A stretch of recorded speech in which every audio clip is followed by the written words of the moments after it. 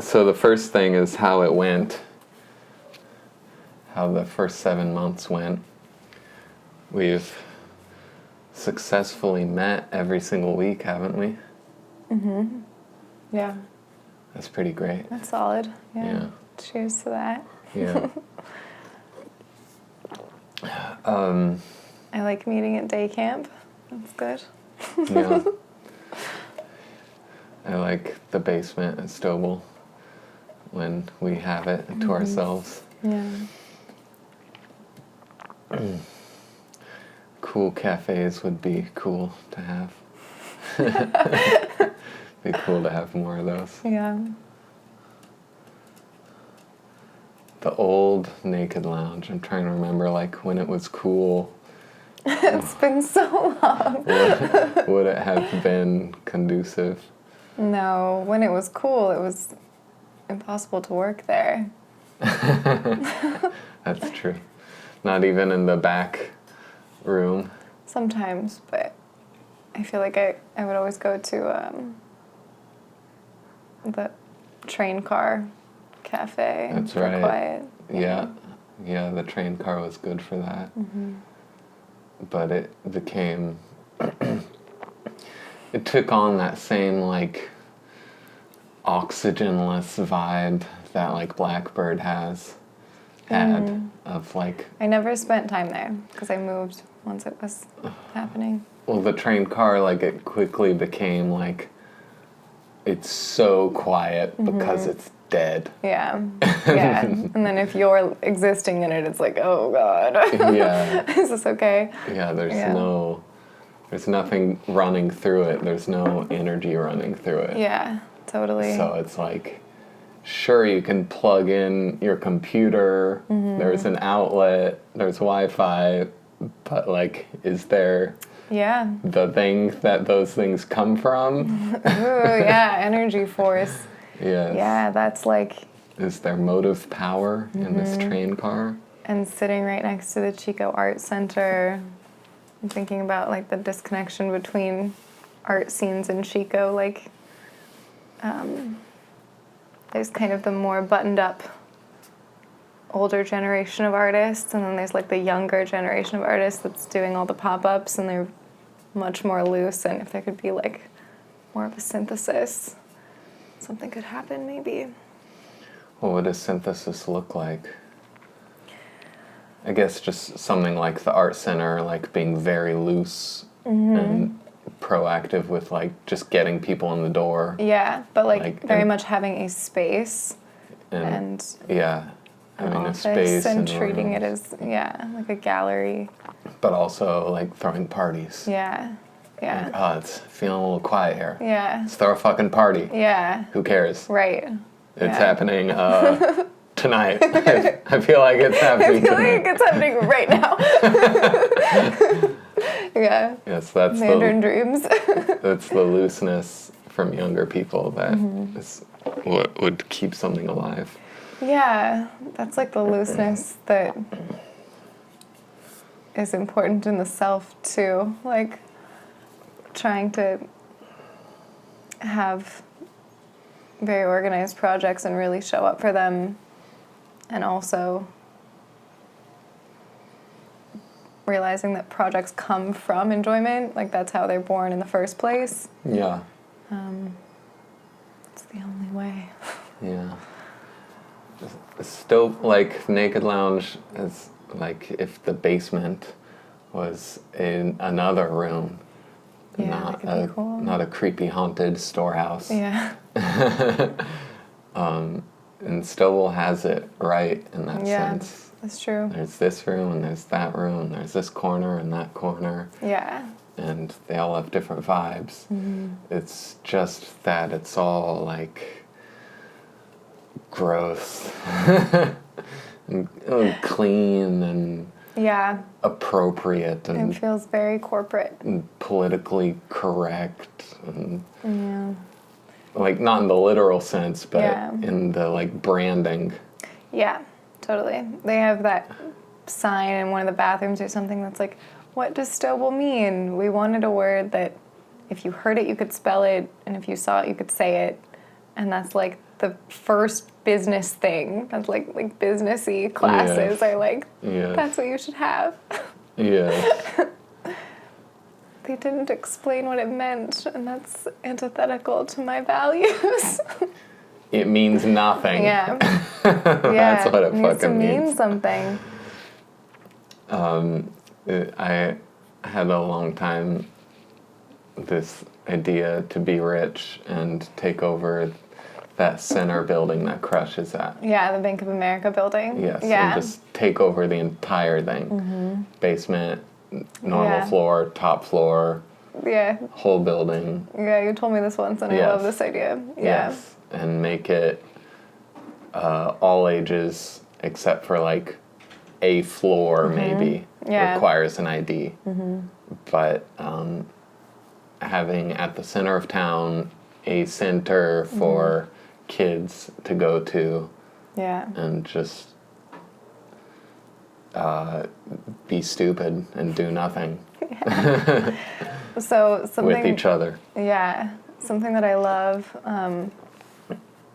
Like when I think of that, I think of like the potential interiors of such a space. And when I was like 14, I went to the City Museum in St. Louis, and it's just like 7 floors of art installations. Like one floor is like all these weird mosaics that feel like you're like walking through the ocean, like coral reefs. What is this again? The City Museum in St. Louis. Okay. And like there's other things that are more museum-like with like a framed, picture and a label, and then there's like weird interactive things and things for younger kids, like stack a ton of cups and knock them over, and then there's like one floor that's all aquarium, and then there's like a playground on the roof. It's just the whole space is like made for, it's art, but it's all interactive, and I love that. And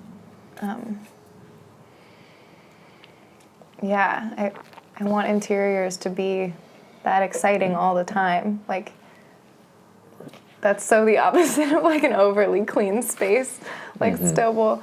And what if rooms were just like these like gaudy, like, soft shape mosaic, like everything's meant to be like natural shapes. And well, we have this brand new set of requirements now, though, if we want like to have an interior space now is to be part of an institution that can at any time declare that you're not allowed to exist. Because we suddenly discovered that germs exist. So, ew, you want people together in a room? That's fucking gross. And you should be ashamed of yourself. And for the good of everyone, you should shut your business down. So, those things have to happen behind closed doors. Like, I'm just thinking about, like, anything that I want to build, I want it to be as durable as possible and as stable as possible. Seems like private property is the most, like, stable way to do that. But then, like, I don't know, when I think about what I want to do, and then I think about private property, like, if I'm so interested in these dramatic interior spaces and making, like, weird art spaces where people can hang out, what do you have then? Do you have, like, is that like a wedding venue? Like, I don't, what is that for? It's your house. It's your house. Okay. Cool. These are just my friends. Yeah.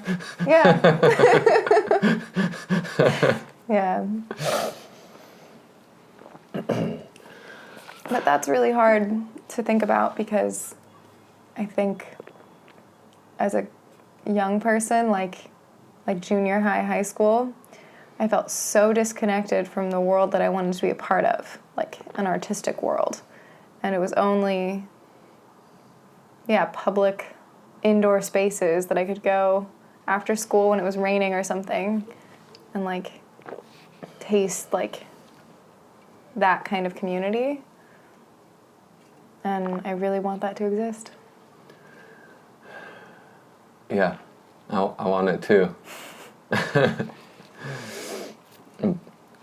But there's new things we have to consider that no one ever had to consider before. Because we always thought property rights was a thing and we lived in a free country. And now a certain level of camouflage is necessary if we want to be assured that our establishment is still going to exist 10 years from now. Even if one person gets elected instead of another, or 70% of the population goes batshit crazy over something. So our first 7 months of the magazine. Right. And how that went. We just cleaned house. That was like the first month or two. That was your first month or two, and my first month or two was, like, writing, like actually producing a piece to put on the website. Yeah. Yeah. Those 6 months was just us writing regularly. Going from not writing regularly to writing regularly. Yeah. And the last two seasons, it's mostly us. But now, just in the last, like month now, it's like turned over and it's starting to attract writing that's good and surprising us. Yeah. And how it's going now. You completed the first physical thing ever. I did. I'm so happy. I feel like it seems like such a small thing, and then another part of me is like just so glad that it exists. Like, it doesn't matter. And I'm happy to live in that world. And yeah, I feel proud of it. I think it's beautiful. And Jacob came over to buy one, and I had like Lola and Grace there, and he read the first two, like our letters from the editors, and it was so funny because I hadn't looked at it. And I guess when you write something, you know, you write it in your head. Well, you usually read out loud, but I write in my head. And it was so interesting to hear him read it and hear how dramatic I am. And yeah, it was just cool to see it like come alive in that way. Yeah. Well, things need drama. Yeah. Yeah. I require it. It's true.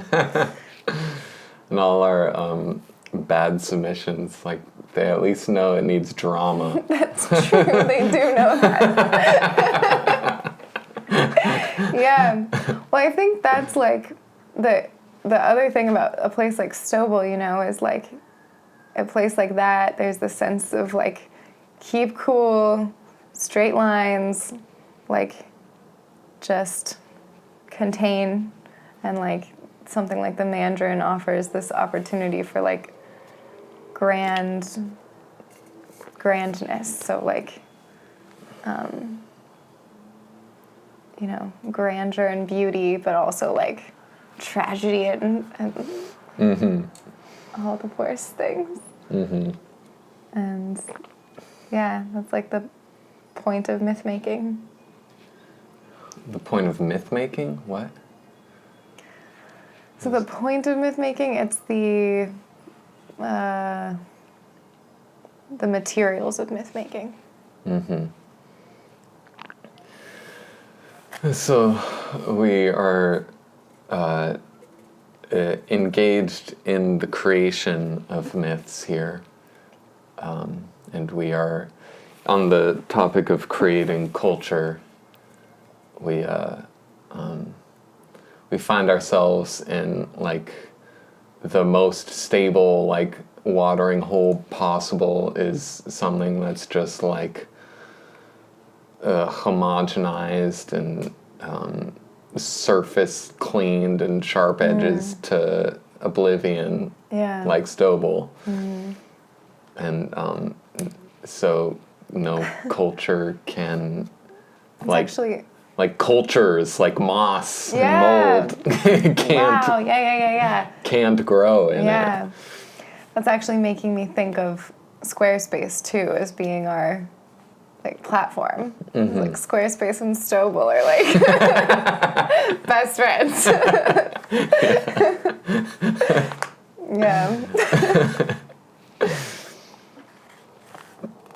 But it is like there isn't a measure of just us like being resentful at like daddy culture for not like being cool enough. When like we have to use those spaces like we want and are glad for structure and stability. And conscientiousness. And we're just taking responsibility for the kinds of people who only know how to do that. They don't know how to do creative stuff. The people who, until now, the people who've known how to do creative stuff are just like these amorphous blobs that like water shapes to any container it's in. Or just spills on the surface and disappears. When you were saying the creating culture is like the moss that gets into Stobel or something, like I'm picturing like creative people like living in the park and like being kind of like laying in between the trees and like spreading out, and that we just are like kind of these like fungus mushroom things growing, and that's half of the point of the Mandarin for me is coming back to Chico and being like, everyone is like a crazy Wookiee, and like I don't relate to this, and I need like some structure here. Like, can we put like a spotlight on something? Can we like organize this? Or wash our clothes. Like, just, like something refined, please. And like, there's a balance there, and that's so funny. So the inverse would be like if we took like one of those perfect white shiny tables and just put it in the middle of the park among the ivy and just had our little meeting right there. Got to put up 4 white walls. A little cubicle. Cool. The walls of the cubicle become like vines grow up them, you know, but like it's nice. Kind of nice. Tent village, white cubicle. What the hell? Oh my god. Whatever it takes. I feel like that's the thing about like resenting daddy culture, as you said, like when you talk about, you know, like the ideas of protecting your work and creating your own spaces, like I just keep thinking of myself in high school, and like I want her to have a space to go to, you know, and it's like that, like that's so. The drive for me is like creating the things I feel I didn't have, and that's how I've gotten to where I am. And so in one way, like that's enough, and then I also just can't let go of like wanting that to be available to young people. So you're saying if it's too camouflaged and private property, she won't be able to find it. Yep. And then she'll have to make it herself, and then good for her. But like, also, I want people to be able to find it. What's better? It's hidden, and she has to put in some curiosity and detective work to find it, or it's out in the open and it gets destroyed by Gavin Newsom. Okay, fair enough. You're obviously, you have a good point. I just keep bringing up that principle over and over again because it's a brand new thing in my 33 years of life that I've never seen before. And if I'm trying to build my adulthood, like, forget my, like, adolescent self. I'm trying to not die now. Yeah. And so I have to think about these things. Yeah.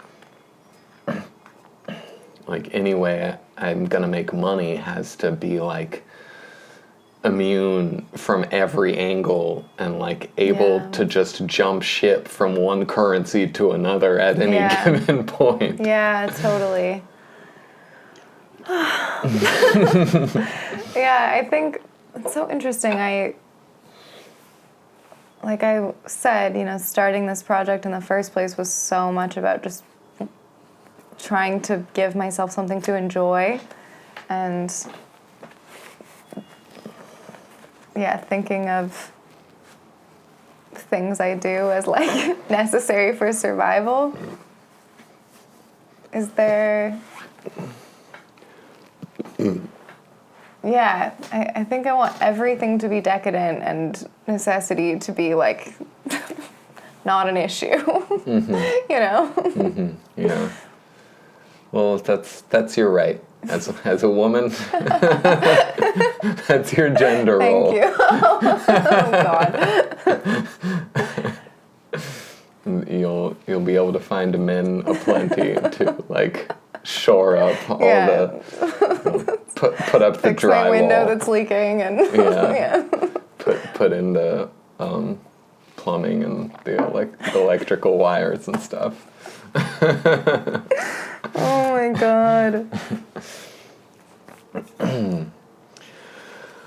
So how it's going now, how the magazine is going now.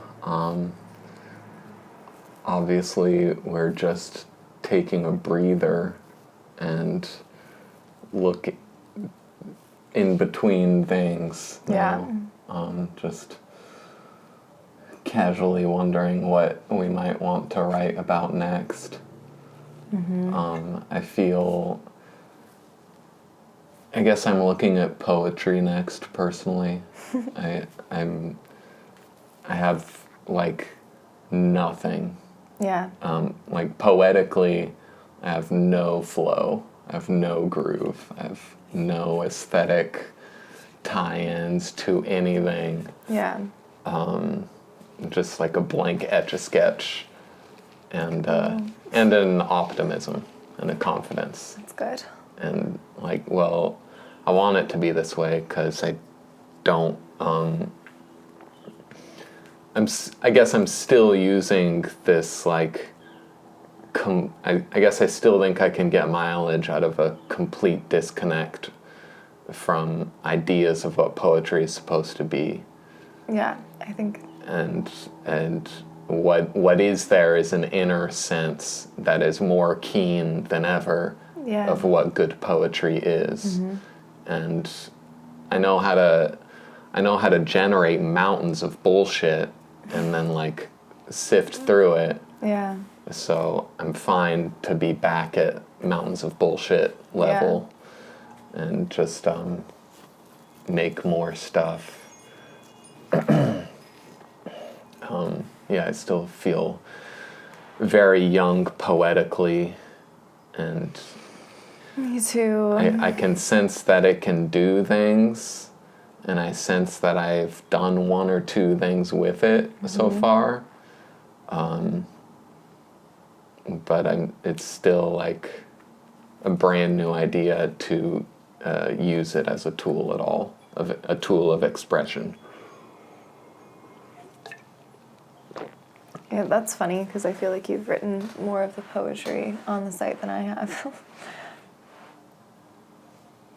It feels even to me, trying to look back through the... We did Minds of Winter together, and then I just have Why I Have Not Texted You Back and Astral Projections, which is 3 pieces. And I have a series, and I have another series, and I have 3 or so one-offs, and then Mind Suns. Yeah. Okay, I guess that's a little more.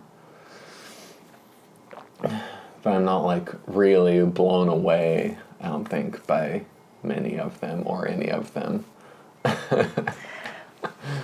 So when you first sent me, so when you first sent me poems for it, I was just like excited to be working with you and was like, whatever. And I think your poetry is much improved. Thanks. I really mean it. Yeah, it's really cool to see that happen. I think my poetry is improved too. Yeah, well, looking back to my first poems, they were like the very, very, very first serious thoughts about poem writing ever. Mm-hmm. And like the first 2 poems completely consisted of a thought of, let's replicate a rhyming scheme 2 or 3 times. Right. If I can do that, then I am successful by my standards of not having ever seriously considered poetry before. Yeah. And now where it's gone next more is giving more of an arc to it, giving it more of a story. Yeah, that was like the Molly trip. It was like, oh, arcs to things. For me. What do you mean? Like, that was just what I got from that experience in October. It was like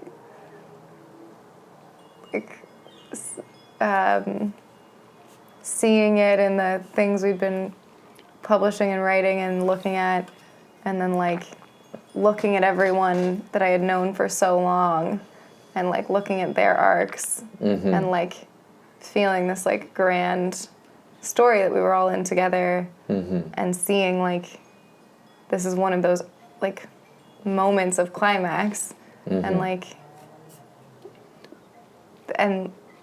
knowing it in this like fundamental and essential way where I understood the importance of that piece of it. And I think that's like a recent submission we got I rejected because it didn't do that, but